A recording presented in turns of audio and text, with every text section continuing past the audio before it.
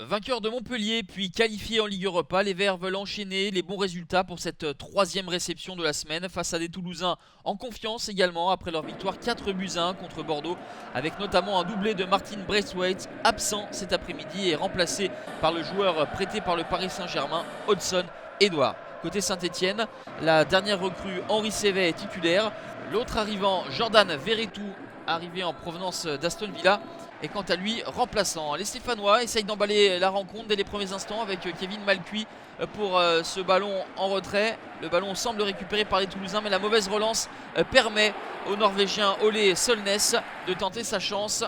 Ça passe à côté du but d'Alban Lafont. Les Stéphanois se montrent dangereux par la suite sur coup de pied arrêté avec cette tête de l'ancien Girondin Henri Saivet.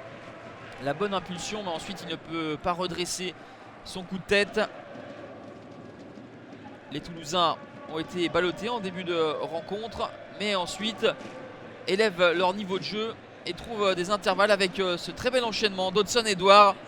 Il pensait à son premier but en Ligue 1, Odsonne-Édouard, mais c'était sans compter sur la superbe intervention de Stéphane Ruffier qui a beaucoup à se faire pardonner, lui qui avait un petit peu disjoncté en milieu de semaine face au Beitar Jérusalem et il avait été exclu. Là il s'avère très précieux pour son équipe. Odsonne-Édouard, on le retrouve quelques instants plus tard avec ce petit numéro, mais la frappe du jeune joueur prêté par le PSG ne trouve que le petit filet de Stéphane Ruffier. 0-0 à la pause, chaque équipe a eu l'opportunité d'ouvrir le score, même si les principales occasions émanaient des Toulousains finalement bien en place et dangereux.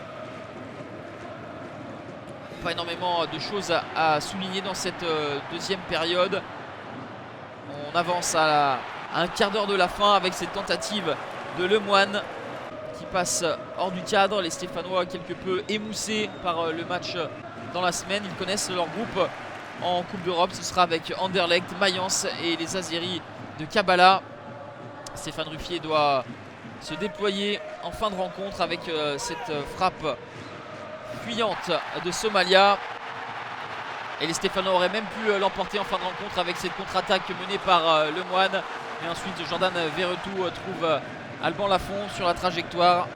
Est-ce la chaleur ou la fatigue? Toujours est-il que les Stéphanois et Toulousains ne laisseront pas un souvenir impérissable de ce 0-0. Le deuxième score nul et vierge pour le TFC à l'extérieur. Un bon point au final, un peu moins pour les Verts.